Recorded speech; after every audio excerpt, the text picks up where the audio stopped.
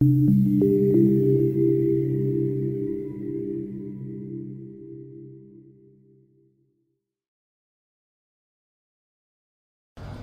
Topic एक तो यार सबसे बड़ा चैलेंज है, मेरा टॉपिक ही है एक्सेप्ट द चैलेंज।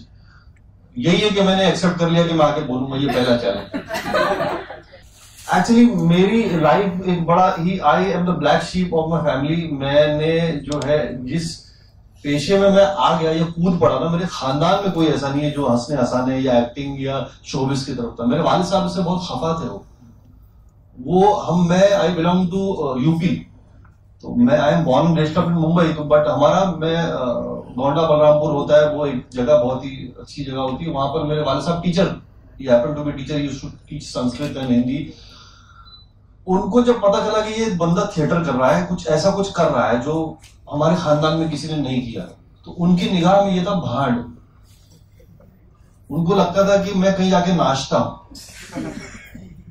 उनको ये समझ नहीं आया कि मैं कुछ ऐसा कर रहा हूं जो बहुत ही एक बड़ा आर्ट फॉर्म है। बट हाँ, चूंकि हमारे यहाँ एक तस्वुर ये है कि ये सारी चीजें बड़ी खराब होती है, बुरी होती है। मैं उस पर भी आऊंगा। देखो, बुरा और खराब कुछ नहीं होता अगर आप उसमें कुछ फहश ना करें, आप समाज को भटकाए ना। मैं समझता हूं हर आर्ट फॉर्म, हर एक चीज जो है, अगर आप उसमें कुछ मुस्बत पहलू निकालें, अगर आप उसमें से कुछ क्रिएटिव एस्पेक्ट निकालें और समाज को एजुकेट करने की कोशिश करें, तो हर आर्ट फॉर्म अच्छा ही है। अगर आप उसको किसी कच्ची सड़क पे ले जाएं तो बुरा है। बाद में मैंने कैसे उस आर्ट फॉर्म को अपने जो कि एक सोशल अवेयरनेस के लिए मैंने इस्तेमाल किया, वो मैं बताऊंगा। तो मुझे याद है कि जब वो वाले फोन होते थे, जब मेरे घर पे फोन भी नहीं था, टेलीफोन, तो मेरे डैड ने गांव से फोन किया और मेरे नेबर घर वहां जाके फोन उठाया, तो डैड का पहला सवाल था कि क्या कर रहे हो? वही ताक धिनाधिन। तो मैंने कहा कि ताक धिनाधिन, मैं तो बहुत छुपाता भी था उनसे। I used to hide all my trophies and certificate. और इत्तेफाक से महाराष्ट्र कॉलेज टेडेक्स से, महाराष्ट्र स्टेट उर्दू एकेडमी की तरफ से मुझे बेस्ट एक्टर का पहला इनाम मिला था 1999 में। और जो मैं घर पे बताया नहीं मैंने, मतलब घर पे ट्रॉफी टूट जाएगी या सर्टिफिकेट फट जाएगा, तो मैंने उसको छुपा दिया था just because of the fear of.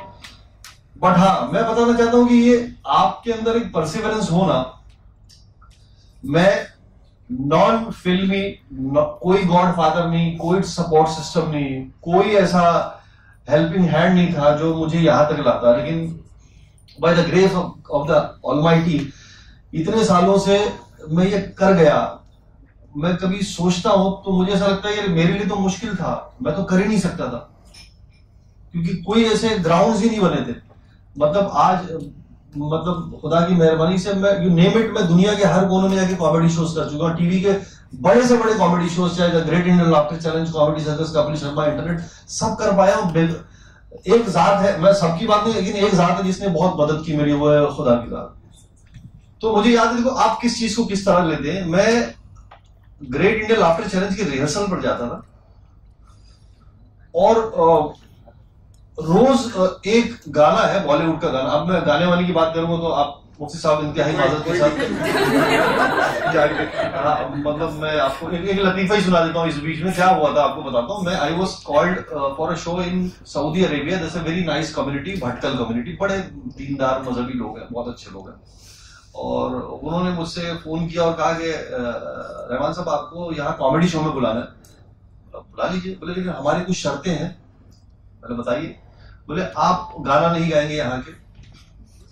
हमने कहा नहीं गाएंगे। बोले क्रिकेट की बात आप बिल्कुल नहीं करेंगे। हमने कहा नहीं करेंगे। बोले पॉलिटिक्स की बात तो कतई नहीं करेंगे। बोले नहीं करेंगे। किसी एक्टर की आवाज नहीं निकालेंगे। नहीं निकालेंगे। मैं करवाना क्या चाहते हैं चाचा? फिर बोले फिर, और सबसे अहम बात, झूठ नहीं बोलेंगे। मुझे बोला सर मुझे इसमें इंटरेस्ट आ रहा, लास्ट वाले में, ये बताओ, बाकी सब क्या भाड़ में। तो बोले नहीं, आप लोग बोलते ना मैं घर से बाहर निकला, मुझे फल वाला मिला, सब्जी वाला मिला, तो ये झूठ है और इस्लाम में झूठ हराम है। तो मैंने कहा मुझे जाने दीजिए, मौलवी तारिक जमील साहब को बुलवा के 1 घंटे का बयान करवाना। तो उन्होंने कहा कि नहीं आप आ जाइए। और बहरहाल देखो, एक्चुअली लोग जैसे सर बता रहे थे, मैं आप समझना जरूरी है कि सामने वाला कहना क्या चाहता है। वो ये कहना चाहता है जैसे मेरे फादर भी जो है ना मुझे इसलिए रोकते थे कि वो मेरे इस फील्ड में जाने से परेशान नहीं थे, उनको ये लगता था कि ये बहुत ही अनसर्टन फील्ड है, इसके चैलेंजेस बहुत है, कोई भी अपने बच्चे को हारा हुआ नहीं देखना चाहता, और बहुत से लोग हैं जो फेलियर बन जाते हैं। बाद में मेरे घर में मेरी बदनसीबी कि जब मेरी सक्सेस आई तो मेरे वाले साहब नहीं थे, बट जहां से भी अल्लाह ने उनको दिखाया होगा तो बहुत खुश होंगे। बस वो उनकी स्ट्रेस ये होती है कि कहीं नाकाम ना हो जाए, इसकी वजह से ऐसी फील्ड जिसमें चैलेंजेस ज्यादा उसके लिए वो लोग रोकते। अच्छा, ये मैंने एज ए लिरिसिस्ट भी ट्राई किया, मैं जाता था प्रोड्यूसर्स के पास और इनके पास, आई वाज अ स्टूडेंट तभी, और बट शक्ल बड़ी बचकाना थी और बातें बड़ी फलसफाना थी, तो कोई मानता नहीं था कि इसने लिखा है, और वो बोलते थे कि ये किसने लिखा है। मैंने कहा मैं, बोला झूठ मत बताओ सच बताओ। बोलते लिरिसिस्ट की स्पेलिंग मत बताओ। वो लिरिसिस्ट की स्पेलिंग मैंने LR वो जोड़ना शुरू कर दिया, LRICKIST। बोलता ये लिरिकिस्ट नहीं होता है, वो भी उसने और अलग लिख दिया LRICHHIST, माने डबल एच कहां से आ गया। तो वो भी सब ऐसे ही थे, अब वो भी नहीं बन सके, लोगों ने रिजेक्ट कर दिया। थिएटर गए करने के लिए, थिएटर मतलब मेरे प्रोफेशन में काम मेरा बहुत आया, जो मैंने थिएटर में जो ट्रेनिंग ली उससे मुझे बहुत, आज जो मैं कर रहा हूँ उसकी बहुत हर चीज। एक पॉल कोएल्हो की किताब है, वो उसका नाम मैं भूल गया, जिसमें वो शाहरुख खान का डायलॉग है, किसी चीज को शिद्दत से वो ओम शांति, उसको वो किताब का नाम मैं भूल गया, वो अगर याद आए बाद में याद बता दूंगा। उसमें बड़ी एक अच्छी बात है कि आप चल रहे हैं ना, तो रास्ते में जो भी हार्डशिप्स है, चैलेंजेस है, रुकावटें आती है ना, आपको लगता है, आप दिल अफसुर्दा नहीं होना चाहिए, एक्चुअली वो आपको तराशने के लिए होती है, आपको ठीक करने के लिए होती है, ताकि आपको पक्का किया जाता है आगे जब आप कहीं बड़े बनेंगे ना तो आप तैयार हो। हम गिव अप कर देते हैं, मैं कई दफा गिव अप किया, मतलब मैं कोई तरतीब से नहीं बोल रहा, मुझे पता नहीं है, मेरा पहला टेडेक्स है, मैं एक्सपीरियंस भी नहीं है मुझे बस जो दिल में आ रहा है मैं वो बोल रहा हूँ आप लोग। मुझे याद है जब मैं इतना फेलियर देखा है, मैंने इतना फेलियर देखा है, हर जगह रिजेक्शन देखा है मैंने, हर जगह रिजेक्शन। मुझे वो किसी का शेर याद है कि मुझे ऐसा लगने लगा था कि हम वो स्याह नसीब है तारीख के शहर में, खोले दुकान कफन की तो सब मरना छोड़ दे। मुझे ये लगने लगा था कि मैं किस चीज में हाथ डालूंगा, अगर कोई कारखाना चल रहा है मैं अंदर जाऊंगा तो शटर डाउन हो जाएगा। मतलब मेरे दोस्त बोलते थे कि अरे यार ये एक नया प्रोडक्शन हाउस है, ये लोग सही इसको बंद करवाना है, बोले रहमान को भेज दो वहां पे। और मुझे लिटरली ये फील होने लगा था कि मैं जहां जाऊंगा वहां बंदी होने वाला है, या तो मुझे रिजेक्ट कर दिया जाए, काम ही होगा। एक पता नहीं कहां से, और एक साइक भी बन गई थी, और कोशिश करता रहा। जब ग्रेट इंडियन लाफ्टर चैलेंज आया 2007 में, तो तब मैं थिएटर कर रहा था, और मेरे हिसाब से ये हंसाने वाले लोगों को मैं बहुत संजीदगी से लेता नहीं था कि मुझे ये क्या कुत्ते बिल्ली गधे की आवाज निकालते रहते हैं, ये हंसवानी, अरे बापू, मतलब ये सब क्या है यार, ये सब बहुत ही अजीब सी चीजें, इसमें क्या है, मैं उसको समझ नहीं पाता था। बट मैंने सोचा मैं अगर ये करूंगा भी ना तो इसमें कुछ मीनिंग में ऐड करूंगा, इसमें कुछ मैं वैल्यू ऐड करूंगा, मैं अपने तरीके में थॉट प्रोवोकिंग बात करूंगा, मैंने तभी सोच लिया था। अच्छा, वहां जाने के बाद भी सबसे बड़ा चैलेंज, सबसे पहली बार हमारे डायरेक्टर ने, मैं पहले दिन मुझे डिसहार्टन कर दिया था। मैंने उनको वन लाइनर सुनाया, उनको गाने सुनाए, और गाने सुनने के बाद बोलते गलत प्रोग्राम में आ गया तो तुझे अंताक्षरी में आना चाहिए था। मेरा कॉन्फिडेंस जो भाई साहब हिला है, मुझे लगा मैं, और एक तो प्रॉब्लम ये होता है कि हम लोग जो ये गोश्त खाने वाली कौम में बहुत जल्दी गुस्सा आता है, हम लोग बहुत तुरंत यहां एकदम चढ़ता है, ऐसा लगता है अभी क्या करूं इसको, लेकिन मैंने समझाया कि कुछ नहीं कर सकता, बहुत मारेगा मुझे पटक के, बट लेकिन उसका ह्यूमिलिएशन मेरे काम आया। जो मेरा सेट था ना, मुझे लगा कि इसको मेरी चीज समझ में नहीं आई, मुझे और काम करना पड़ेगा। और वो एक शेर याद आ रहा है मुझे, अभी सुना दूं कि वो एक्चुअली डिसिप्लिन की बहुत जरूरत होती है कि तेरे कदमों में गुलिस्ता, तेरी ठोकर में बहार, तू भड़कते हुए शोलों सा मचल सकता है, और तेरे अंदाजे तगय्युर पे है दुनिया का निजाम, तू बदल जाए तो दुनिया को बदल सकता है। तो ये कहीं कानों में गूंजता था। और उस वक्त एक, जैसे मैं बोलता हूं ना कि आप किस चीज को किस तरह से लेते हैं, जैसे रफी साहब का बहुत अच्छा एग्जाम्पल था, वो कई गाने जो गाते थे वो तसव्वुफ के लेवल पे सोच के गाते थे। मैं जब रिहर्सल में रोज जाता था, एक गाना मैं रोज सुनता था, बट मैंने उसको किस तरह से लिया। वो फिल्म एक आई थी कोई मेरी जंग, उसमें गाना था कि जीत जाएंगे हम, तू अगर संग है, जिंदगी हर कदम एक नई जंग है। I use to ask help from the almighty Allah. मैं कहता था जीत जाएंगे हम, तू अगर संग है तो आप किस तरह से लेते हैं, क्योंकि और तो कोई मदद, यहाँ पर मददगार कोई था ही नहीं। मुझे लगता था कि अगर अल्लाह भी मदद कर देंगे तो फिर मेरी कुछ हेल्प हो जाएगी, बिकॉज मैं तो बहुत, और वहां पर भी एक बुराई होती थी, चैलेंज बता रहा हूं मैं आपको। जिस एपिसोड में मैं अपना काम करता था और मेरी तैयारी सबसे तगड़ी होती थी, उस एपिसोड में कोई मुझसे अच्छा आके कर जाता था, और ऐसा बंदा अच्छा करता था कि मुझे ये समझ में नहीं आता था कि यार ये मैं तो अच्छा था, ये क्यों अच्छा कर गया। पहले राउंड में ऐसा ही हुआ, उस सीजन में कपिल शर्मा भी थे, हम सब साथ में थे। तो पहले राउंड में ये हुआ, मैं सेमीफाइनल की रेस से बाहर हो गया, बट उनको लगा क्योंकि मेरी मेहनत थी तो उनको लगा नहीं इसको एक चांस और देना चाहिए, तो फिर सारे जो सेकंड रनर थे उनको फिर लड़ाया गया आपस में। उसमें भी एक बंदा जो था, जो सबसे खराब था, उसने मुझसे कई गुना ज्यादा अच्छा कर दिया, फिर बाहर हो गया मैं। और मेरी ये समझ में नहीं आ रहा है, उस दिन मुझे बता रहा हूं, ये मेरा पहला शो था और मैंने तय कर लिया था अब मैं टीवी भी छोड़ दूंगा, और मैं बैक स्टेज बैठा हुआ था और मुझे बहुत रोना आ रहा था। मुझे ये समझ में नहीं आता कि मैंने कहा कि या अल्लाह तूने मुझे यहां भेजा, शोहरत भी दी, लोग जान भी रहे, लेकिन ऐसा क्यों हो रहा है, ऐसा क्या हो रहा है, मतलब। और मैं एक शिकायत भी थी और रोना भी आ रहा था, बट मैं रो नहीं रहा था, बहुत सारे लोग बैठे हुए थे, मतलब अभी रोऊंगा तो मेरा मजाक बनेगा। और मैं बैठा हुआ था, दिल अफसर उठा, उतने में किसी ने बोला कि आप जाना मत, कपड़े मत चेंज करो। क्यों नहीं चेंज करेगा, ठीक है। मैं बैठा रहा, थोड़ी देर के बाद जो है मुझे ग्रीन बैक स्टेज लाके बिठाया गया और अनाउंस किया गया कि इस बंदे को, शेखर सुमन और सिद्धू ने कहा कि ये बंदा बहुत टैलेंटेड है लेकिन किसी वजह से रह जाता है, इसको हम डायरेक्ट सेमीफाइनल में एंट्री दे रहे हैं।